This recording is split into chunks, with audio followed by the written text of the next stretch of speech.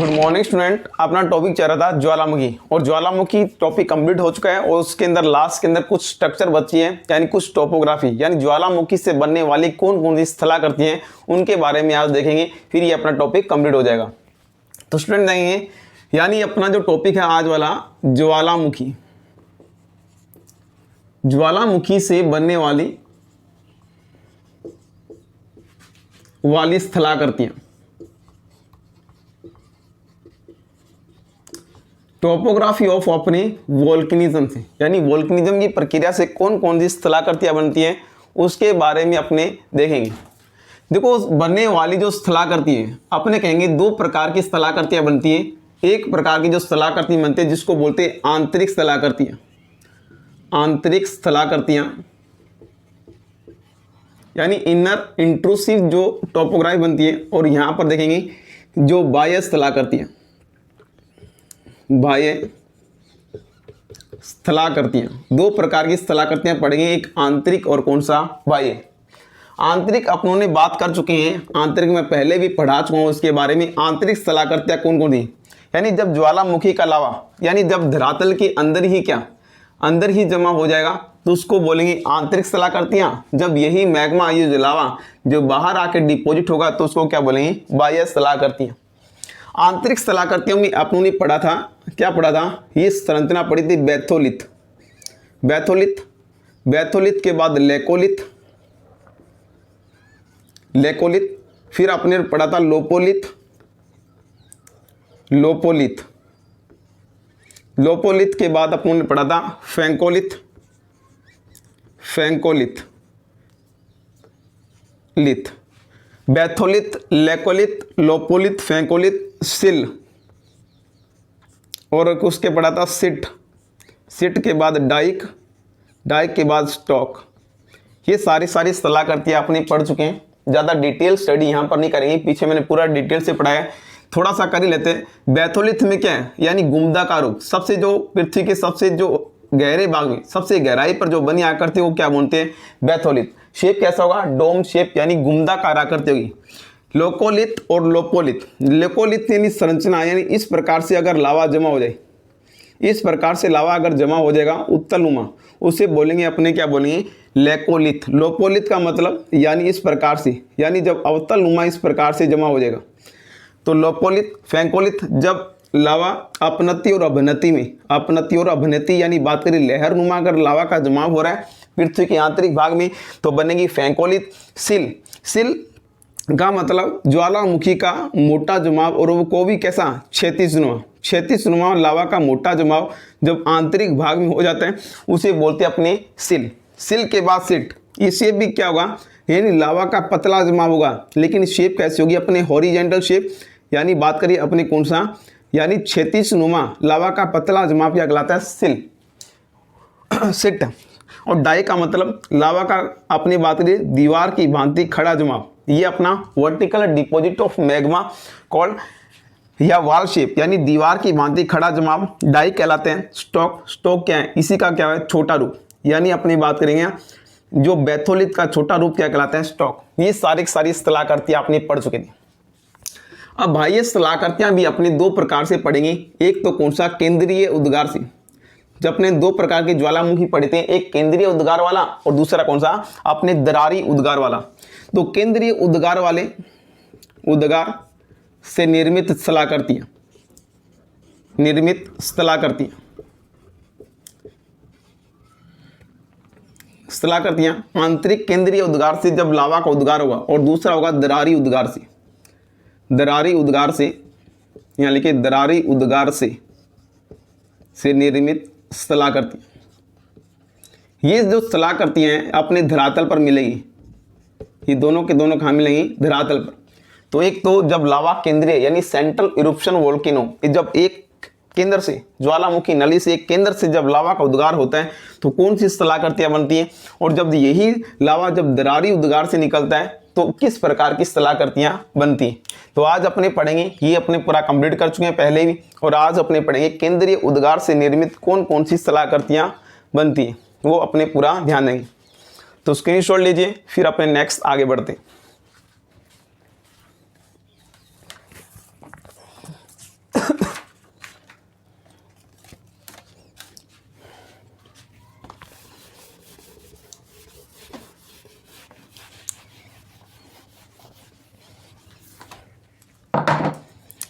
इसमें अपना पहला पोर्शन आ रहा है बाह्य स्थलाकृतियों में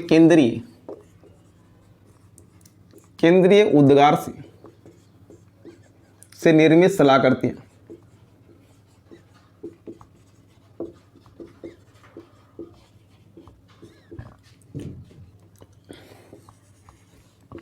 जब सेंट्रल इरुप्शन वोल्केन होगा, जब क्या होगा, तीव्रता से, यानी अपने बात करें जब ज्वालामुखी होगा, क्या होगा, तीव्रता से क्या होगा, बाहर क्यों निकलेगा। जब तीव्रता से बाहर निकलेगा तो यहाँ पर क्या बनेंगे, ज्वालामुखी पर्वत। तो ज्वालामुखी जो पर्वतों का निर्माण होगा वो कौन से होंगे, केंद्रीय उद्गार वाले ज्वालामुखी। तो यहाँ पर क्या होगा, लावा क्या होगा, गाड़ी प्रवृत्ति का होगा, और उसके बाद क्या होगा, पर्वतों का क्या होगा, निर्माण होगा। तो यहाँ लिख सकते हैं केंद्रीय उद्गार वाले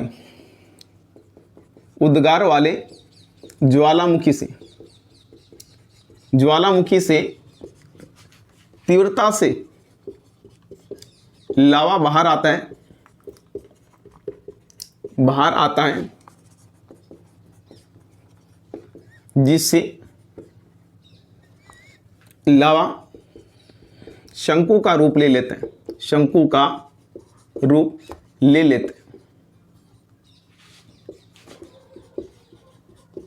और क्या, पर्वतों का निर्माण होता है, पर्वतों का क्या होगा, निर्माण।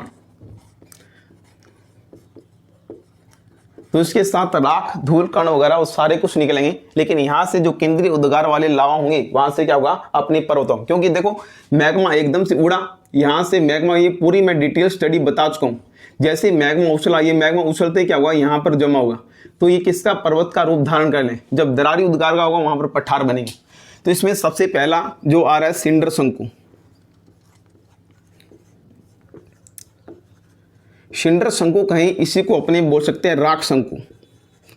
प्रश्न आता है सिंडर शंकु का दूसरा नाम क्या है, राख शंकु भी बोलते हैं। क्या बोलते हैं, राख शंकु। इसका क्या है, देखो नाम से स्पष्ट हो रहा है सिंडर शंकु या राख, यानी इसमें लावा की जो मात्रा क्या होगी, बिल्कुल नगण्य होगी। यानी जो निर्माण होगा वो किससे होगा, यानी अपने कहेंगे जो धूल कण वगैरह है, जितने भी राख है, इनसे क्या होगा, इनका निर्माण होगा। तो यहां लिख सकते हैं सिंडर शंकु का निर्माण, सिंडर शंकु के निर्माण में लावा की मात्रा नगण्य होती है। इसका निर्माण ज्वालामुखी से निकली हुई राख, ज्वालामुखी से निकली राख,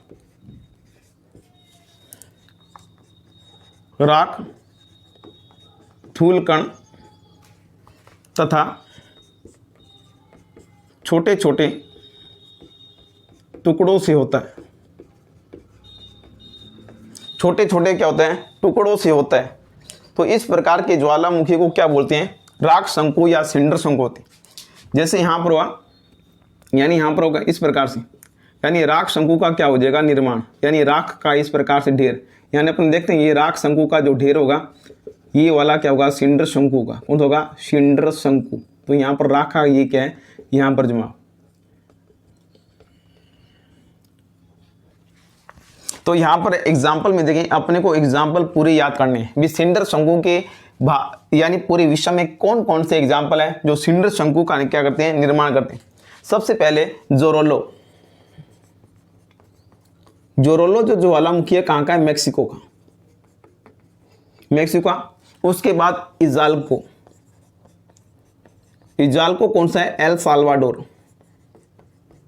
साल्वाडोर। मेक्सिको का जोरिलो, इजाल्को का एल साल्वाडोर। उसके बाद देखो वोल्केनो डी फ्यूगो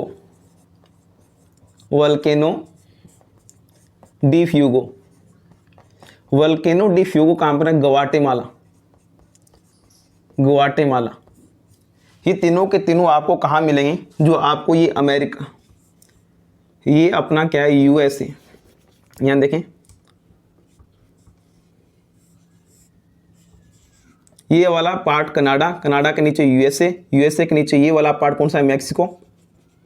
और मैक्सिको से हटे यहाँ पर छोटे छोटे क्या है, ये कंट्री, ये छोटी छोटी क्या है कंट्री। इन कंट्रियों में कौन सा आता है, अपनी मैक्सिको तो ये रहा, उसके बाद एल साल्वाडोर, ग्वाटेमाला, बेलिस है, बेलिस के बाद यहीं पर छोटे छोटे और भी क्या है कंट्री। तो जोरोलो कहाँ का, मैक्सिको का याद रखोगे, उसके बाद इजाल्को किसका, एल साल्वाडोर का, और वल्केनो और कौन सा फ्यूगो। ना निर्माण किस होगा, ज्वालामुखी राख से इसका क्या होगा निर्माण होगा। तो ये अपने को ध्यान रखेंगे, यानी इसमें धूल कण भी पाए जाएंगे, छोटे छोटे क्या पाए जाएंगे, जो ज्वालामुखी के जो टुकड़े हैं वही मिलेंगे अपने को। तो इसका निर्माण अपने सिंडर शंकु और पहला क्या देखा, राख शंकु। नेक्स्ट देखो आगे,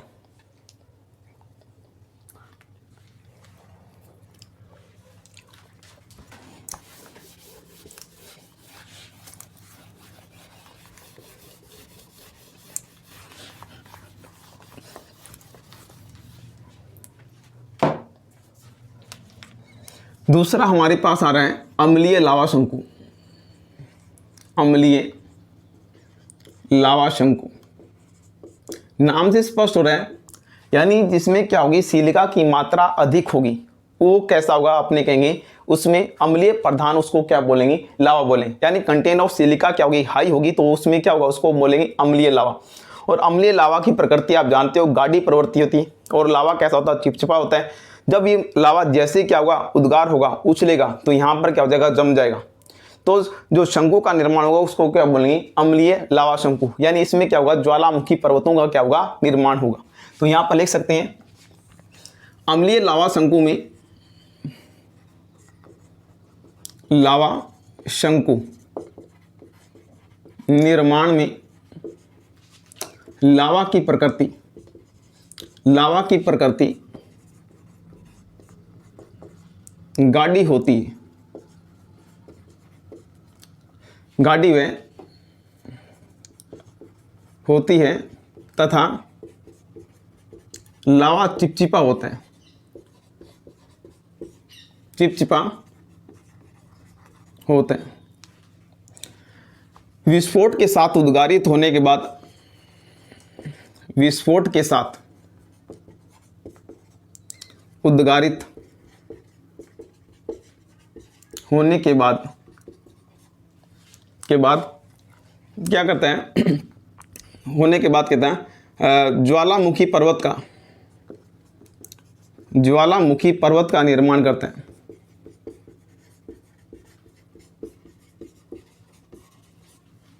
और इनका ढाल देखा जाए, इनका ढाल जो स्लोप होता है, ढाल क्या होता है, तीव्र होता है। यानी इसमें एक बात देखें, यानी अम्लीय लावा शंकु में ये बात ध्यान रखनी है, अम्लीय लावा शंकु, लावा शंकु में, लावा में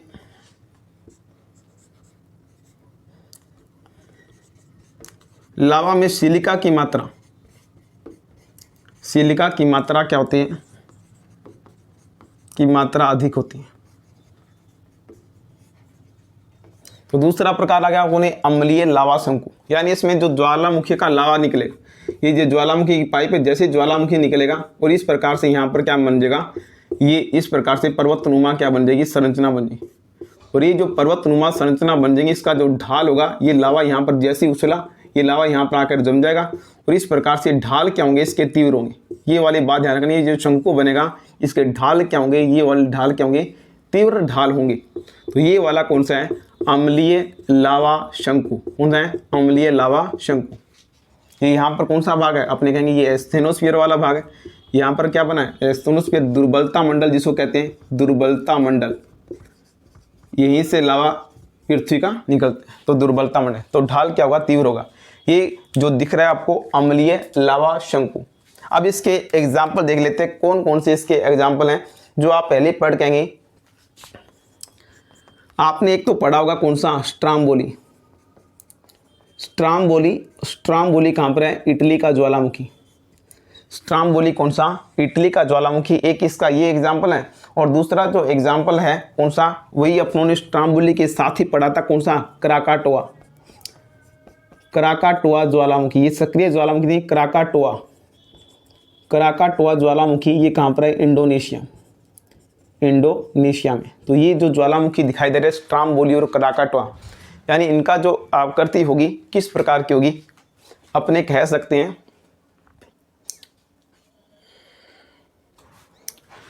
तो ये हो गया दूसरा अम्लीय लावा शंकु। एग्जाम्पल स्ट्राम्बुल इटली का और कराकाटोआ कहाँ का, इंडोनेशिया का। कैसे ज्वालामुखी है? अम्लीय लावा शंकु। क्या होगी? सिलिका की मात्रा क्या होगी? ज़्यादा होगी। बस इतना ही ध्यान रखना है। नेक्स्ट अपने पढ़े क्षारीय लावा शंकु, बेसिक लावा शंकु। स्क्रीनशॉट लीजिए। अम्लीय के बाद दूसरा हमारे पास आ रहा है क्षारीय लावा शंकु।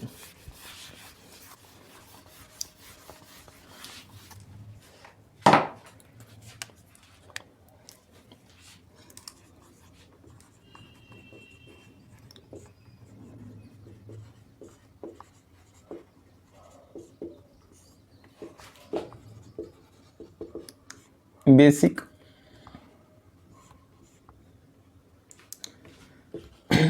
वोल्केनो कौन? बेसिक वोल्केनो वोल्केन की बात करें अपनी बात है क्षारीय लावा। यानी यहाँ पर जो क्षारीय लावा शंकु होगा इसमें क्या होगा, यानी लावा बिल्कुल क्या होगा, पतला होगा। अगर लावा की प्रकृति क्या होगी, अगर पतली होगी तो लावा ज़्यादा उछलेगा नहीं, तो लावा इस प्रकार से जैसे निकलेगा इस लावा की इस प्रकार से फैलेगा। तो लावा का जो शंकु ज़्यादा बड़ा नहीं होगा, शंकु ज़्यादा बड़ा नहीं होगा। इस प्रकार से लावा क्या होगा, दरारों से निकलता हुआ इस प्रकार से ये जम जाएगा। तो यहाँ पर ये वाला है, इसको बोलते हैं क्षारीय लावा शंकु। तो इसमें क्या होगा, लावा की प्रकृति क्या होगी, गाढ़ी होगी। तो लावा इस प्रकार से फैलेगा। तो यहाँ लिख सकते हैं क्षारीय लावा शंकु। शंकु में लावा की प्रकृति क्या होती है, पतली होती है, जिसमें शंकु का आकार, शंकु का जो आकार है, आकार छोटा होता है। शंकु का आकार क्या होगा, छोटा होगा। इसे पैठिक लावा शंकु भी कहते हैं। इसे पैठिक लावा शंकु भी कहा जाता है।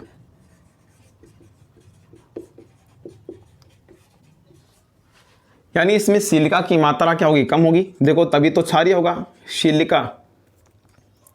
सिलिका की मात्रा क्या होती है, कम होती है। सिलिका की मात्रा क्या होगी, कम होगी। और इसका जो एग्जाम्पल है हवाना प्रकार का शंकु, इसे हवाना प्रकार का शंकु भी कहते हैं। क्या बोलते हैं, हवाना प्रकार का, हवाना प्रकार का शंकु भी कहा जाता है, शंकु भी कहा जाता है। हवाना प्रकार का शंकु भी किसको कहा जाता है। एग्जाम्पल में देखिए इसका कौन सा जो एग्जाम्पल होगा वही अपने कह सकते हैं हवाई द्वीप का कौन सा, मोनोलोआ। जो हवाई द्वीप है कहाँ पर है, प्रशांत महासागर में। यहाँ पर कौन सा, माउंट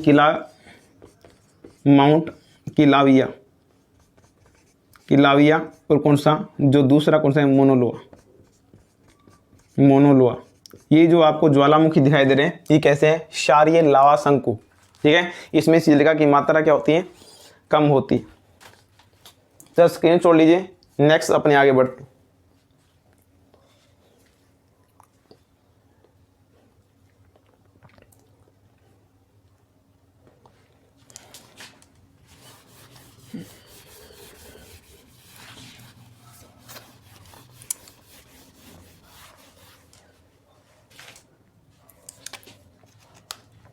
4 नंबर पर हमारे पास आ रहा है कौन सा, आपने कहेंगे मिश्रित शंकु।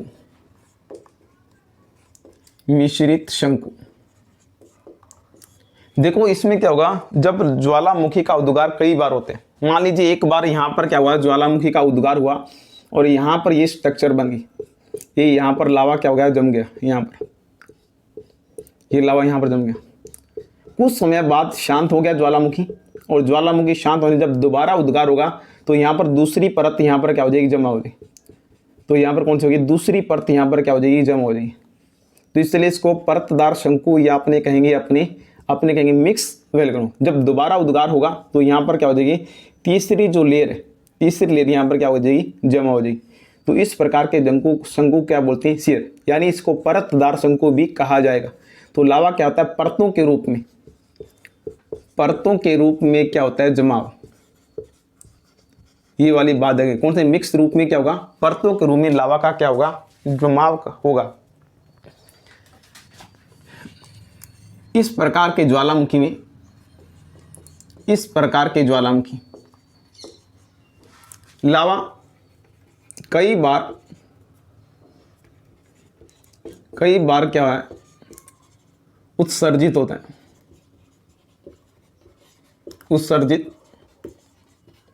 कई बार उत्सर्जित होता है तथा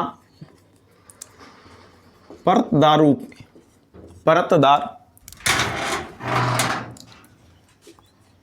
रूप में लावा का जमाव होता रहता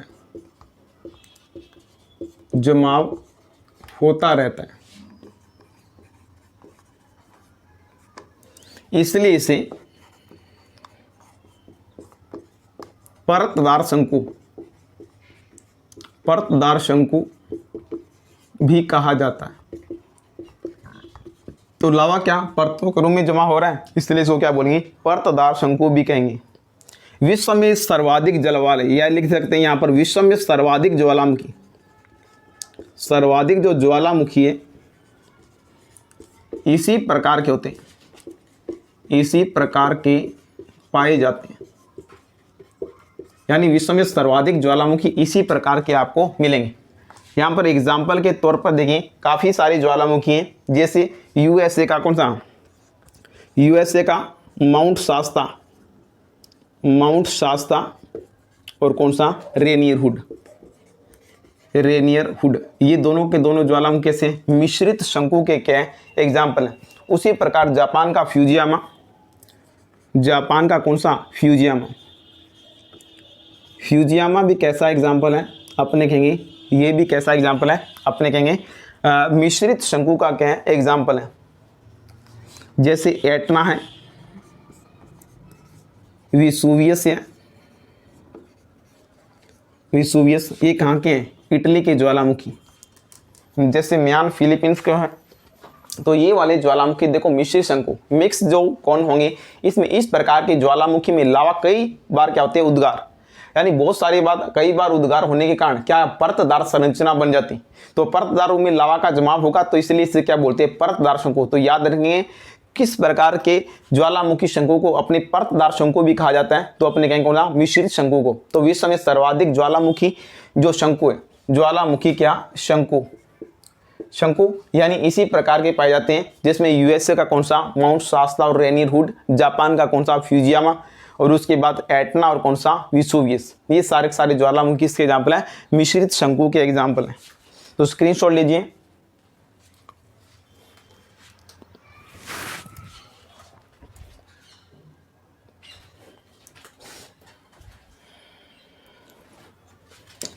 नेक्स्ट अपने पास आ रहा है शंकु के अंदर शंकु।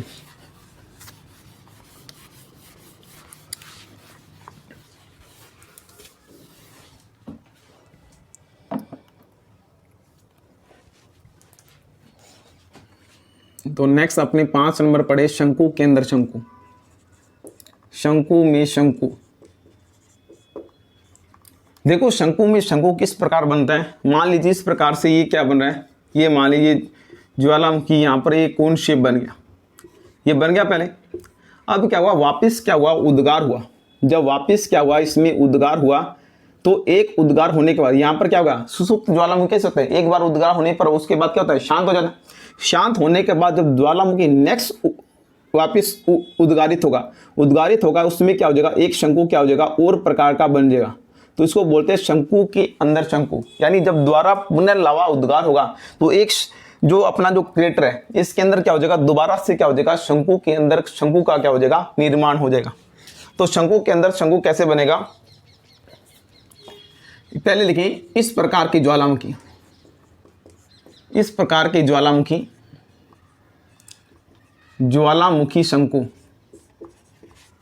शंकु जो सुसुप्त प्रकार के, सुसुप्त प्रकार के ज्वालामुखी में पाए जाते हैं, प्रकार के ज्वालामुखी में पाए जाते हैं।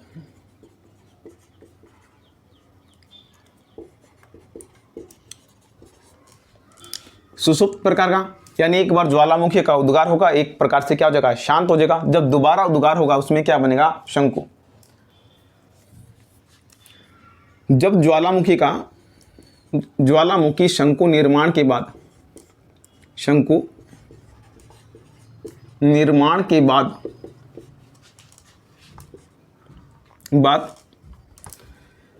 ज्वालामुखी शांत हो जाता है। ज्वालामुखी क्या हो जाता है, शांत हो जाता है।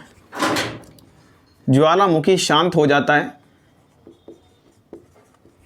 ज्वालामुखी जब शांत हो जाएगा, जब पुनः क्या होगा, जब पुनः उद्गारित होता है, उद्गारित होता है तो एक अन्य शंकु का निर्माण हो जाए। तो एक अन्य शंकु का निर्माण हो जाता है, शंकु का निर्माण हो जाता है। इसे शंकु में शंकु ज्वालामुखी, इसे शंकु में शंकु ज्वालामुखी कहा जाता है। ज्वालामुखी कहा जाता है। तो नेक्स्ट इसका एग्जाम्पल देंगे। इसका एग्जाम्पल कौन सा होगा, शंकु में शंकु को ज्वालामुखी है, ये कहाँ पर, माउंट ताल और कौन सा, जो विसुवियस है। यानी कौन सा, माउंट ताल और जो विसुवियस जो ज्वालामुखी है वहाँ पर इस प्रकार के शंकु के अंदर शंकु है। तो यहाँ पर लिखेंगे माउंट ताल और कौन सा, विसुवियस। ये दोनों के दोनों जो ज्वालामुखी है यहाँ पर क्या पाया जाता है, शंकु के अंदर शंकु भी पाए जाते हैं। तो अपना नेक्स्ट जो 5 नंबर प्रकार कंप्लीट हुआ, शंकु के अंदर शंकु की किस प्रकार से आकृति बनेगी।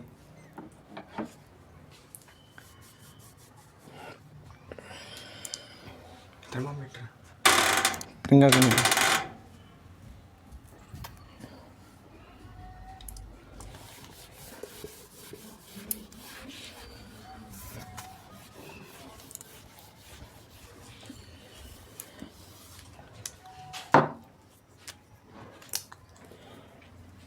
नेक्स्ट अपना जो 6 नंबर सलाह करती है, जिसको अपने स्पेंटर शंकु बोलते हैं।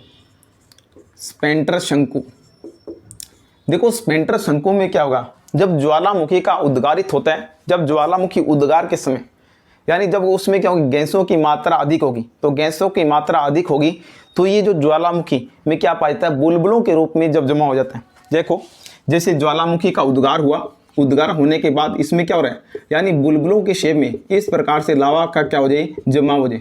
तो बुलबुलों के रूप में जो शंकु बनेगा उसको क्या बोलेंगे, अपने स्पेंटर शंकु बोलेंगे।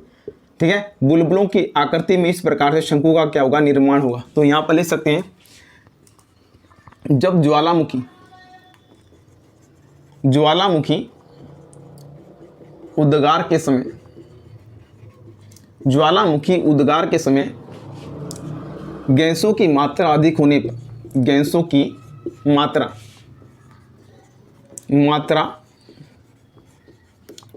अधिक होने पर तो लावा के अंदर, तो लावा बुलबुलों के रूप में जमाव हो जाता है। तो बुलबुलों के रूप में जमाव हो जाएगा। इस प्रकार की ज्वालामुखी को क्या बोलते हैं, अपनी स्पेंटर शंकु कहा जाता है। क्या बोलते हैं, स्पेंटर शंकु। नेक्स्ट देखेंगे अपने परिपोषित शंकु। 7 नंबर पर आ रहा है परिपोषित। परिपोषित शंकु, देखो परिपोषित शंकु में क्या होगा, एक बार तो क्या होगा, ज्वालामुखी पर्वत का निर्माण होगा। तो इस प्रकार से मान लीजिए क्या हो गया, मैग्मा यहाँ से निकला और मैग्मा निकलने के बाद यहाँ पर मैग्मा का क्या हो गया, ये जुमाव हो गया, ये कोन बन गया। जैसे ये कोन बना, ये ज्वालामुखी क्या का जमा हो गया।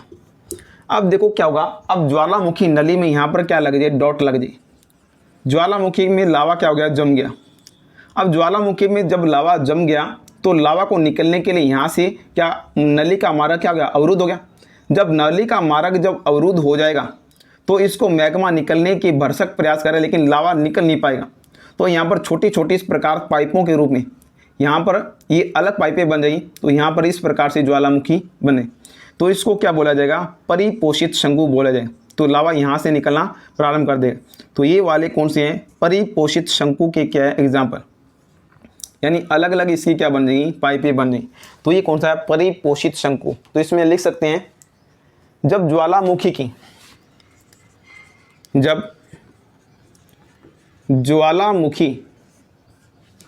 की नली में लावा का जमाव हो जाए, लावा का जमाव हो जाता है, यानी लावा का जमाव हो गया किसमें, ज्वालामुखी नली में। तो ज्वालामुखी नली से, ज्वालामुखी की मुख्य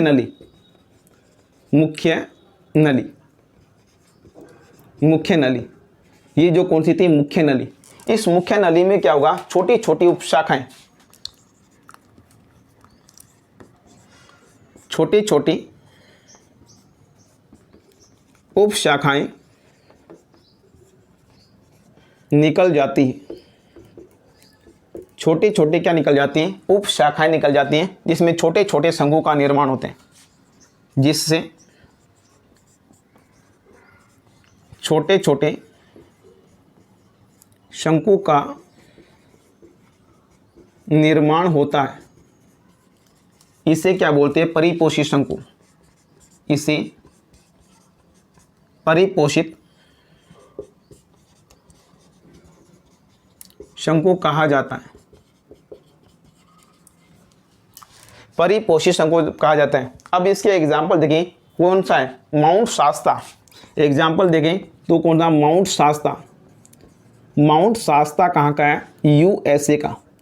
यूएसए का एक एग्जाम्पल है, कौन सा, माउंट शास्ता कैसा है, परिपोषित शंकु का क्या है एग्जाम्पल। तो नेक्स्ट अपने देखेंगे, अब नेक्स्ट आगे ये सारे जो शलाकृतियाँ बनी, जो कौन की शलाकृति बनी है, जो शंकु की आकृतियाँ बनी, सबसे पहले अपने सिंडर शंकु देखा, सिंडर शंकु से लास्ट तक अपने देखा स्पेंट्रो कौन सा, परिपोषित शंकु। ये सारे जो शंकु की आकृतियाँ बनती हैं वो इस प्रकार से क्या बनेगी, इस शलाकृतियाँ। उसके बाद देखेंगे लावा गुंबद क्या होता है, लावा डॉट क्या होती है, उसके बाद अपने प्लग क्या होता है, ये सारी शलाकृतियाँ अपने अभी देखें। तो स्टूडेंट गर्मी ज़्यादा है तो इसके कारण नेक्स्ट क्लास के अंदर इसकी वीडियो डालूंगा। तो thank you student, bye. Like और सब्सक्राइब ज़्यादा से ज़्यादा कीजिए। Thank you, bye.